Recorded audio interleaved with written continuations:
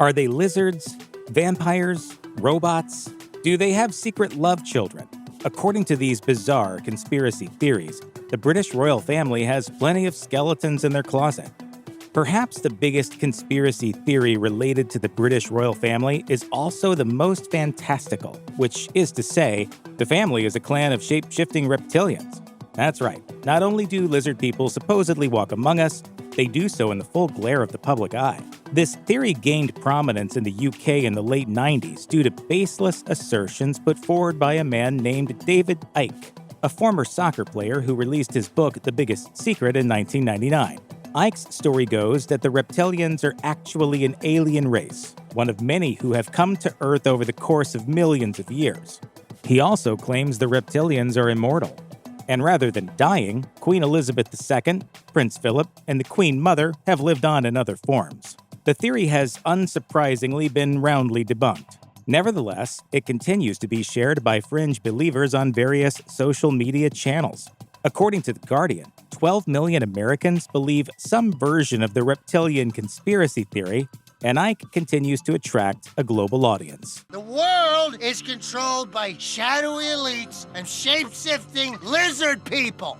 David Icke also claims in The Biggest Secret that the British royal family takes part in ritual sacrifice, which includes the drinking of blood. This disturbing belief pairs well with other conspiracy theorists who say the royal family are a clan of vampires. These accusations are actually underpinned by some strange vampire-adjacent facts. For example, King Charles III is related to Vlad the Impaler, the notorious Romanian ruler who was reportedly the inspiration for Bram Stoker's Dracula. Moreover, there is a historical connection between British royals and cannibalism, as highlighted by the academic Richard Sugg in his book Mummies, Cannibals, and Vampires. Medicines made from human viscera were taken by British royals. The remains of King Charles I even ended up as medicine. Corpse medicine was widely used in Europe for centuries, and not just by the royals or nobility. And in the wake of Princess Diana's death, the vampire theory gained traction after Mohammed Al-Fayed, the father of Diana's partner Dodi, called the royal family a Dracula family. Mohammed Al-Fayed's turn against the royal family in the aftermath of the 1997 car accident that killed Diana and his son Dodi was largely based on another conspiracy theory, specifically that they were assassinated for the benefit of the royal family. They been murdered. Dodi and Diana been murdered, definitely. Diana's former butler, Paul Burrell, claimed in his 2003 book, A Royal Duty, that the princess had sent him a letter 10 months before her death. It supposedly claimed that there was a conspiracy afoot to get her in a serious car accident to allow Charles to remarry. Burrell's book redacts who Diana reportedly claimed would be responsible for such a scheme. The British tabloid media, especially the Daily Express, frequently turned this conspiracy into a front-page news story. Though rumors have swirled continuously that the crash was intentional, a definitive rebuttal ostensibly came in 2008. That was when the coroner for the inquest into the crash affirmed in court that there was no evidence of murder or foul play. An earlier French inquest put the responsibility for the crash in the hands of the intoxicated driver, who also died. Prince Harry and his wife Meghan, Duchess of Sussex, have been tabloid fodder since the early days of their relationship, and not all of the attention they have attracted has been positive, with the Duchess especially finding herself the target of plenty of vitriol from the media. Those personal attacks turned downright bizarre in 2018, when various commenters took to social media to share their belief that Meghan was a robot or clone. This wave of conspiratorial thinking sprang from video clips that seemed to show the couple waving to the public, but with the Duchess's features eerily stiff and motionless. It later emerged that the clip in question didn't actually feature Harry and Meghan at all. Instead, they were actors at the waxwork museum Madame Tussauds who were greeting visitors while wearing realistic-looking masks of the couple. And in 2021, the Associated Press fact-checked the rumors as part of their efforts to combat online misinformation, and they definitively declared this one is false. Most of the wild theories concerning Princess Diana and her marriage to Charles made headlines in the years following the couple's divorce and her tragic death in 1997. But there remains an audience for a new bizarre story.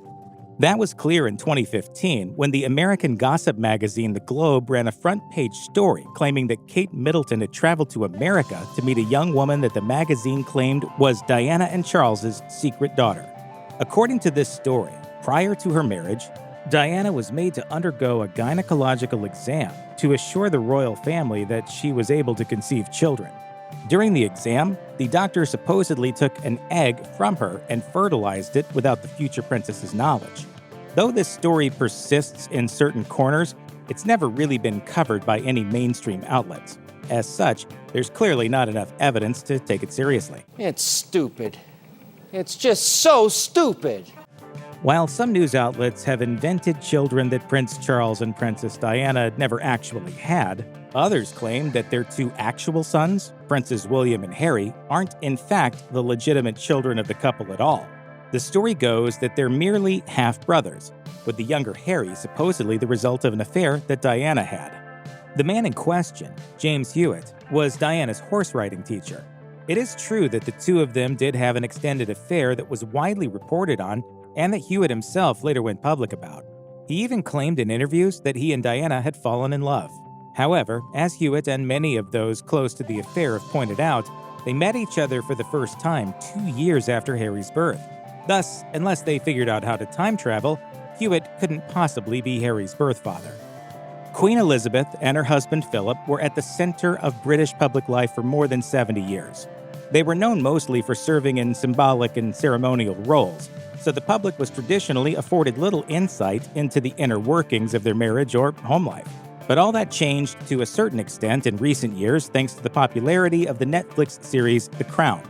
This historical drama is based on the real history of the British royal family, and it covers Elizabeth and Philip's early courtship and marriage. But the show has drawn criticism for, among other things, dramatizing rumors of an alleged affair on Philip's part. And in fact, he was rumored to have had affairs with several women over the course of the marriage.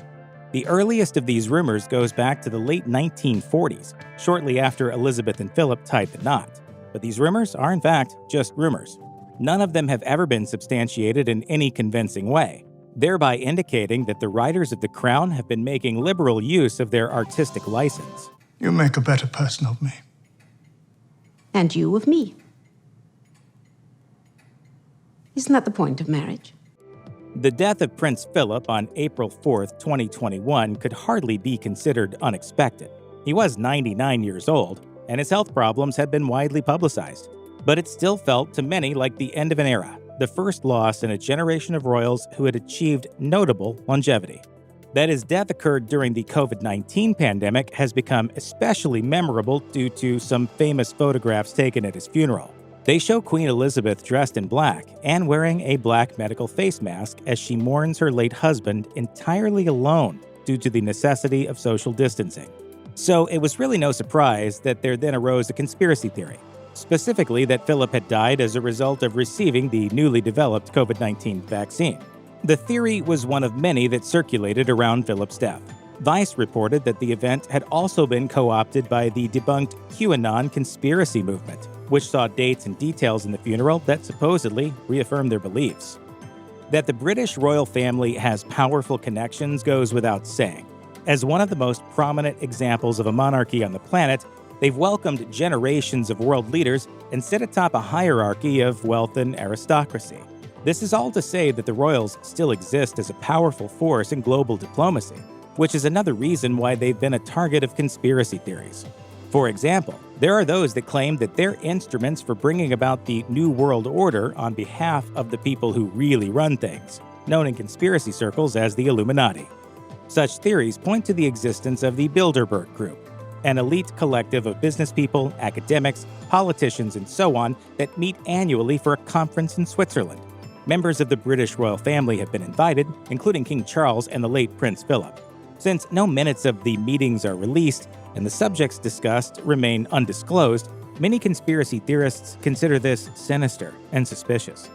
However, there's scant evidence to suggest that these are anything more than transnational debates. It's just incredible that they can say one thing and do the other.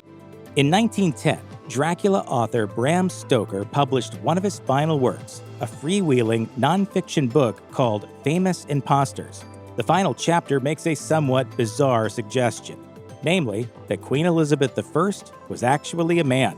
The theory goes that Elizabeth, daughter of the tyrannical King Henry VIII, had to leave London when she was 10 years old to avoid contracting the bubonic plague, which was rampant in the city at the time. Alas, while still in the country, Elizabeth grew ill and died, leaving her terrified nanny to search for a replacement rather than face Henry's wrath.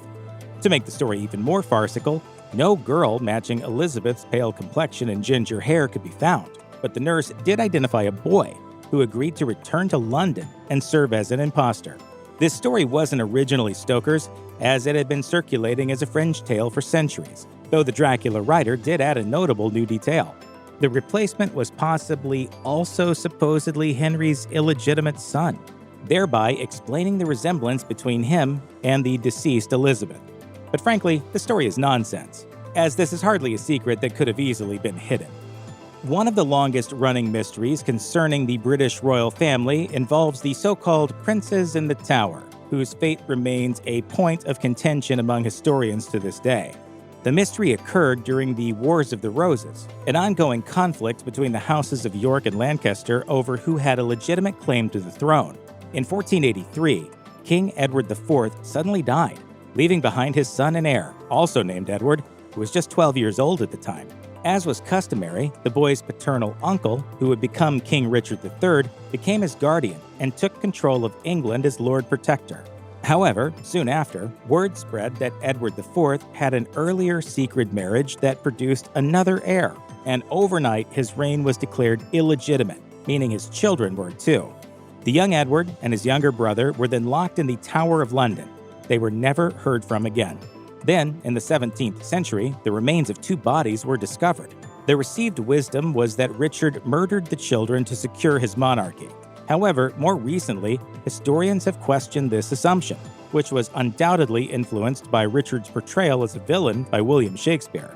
Several other key figures have since been identified as the boy's potential killers, and some historians have alternately posited that the princes were allowed to leave the tower and then lived out the rest of their lives in anonymity.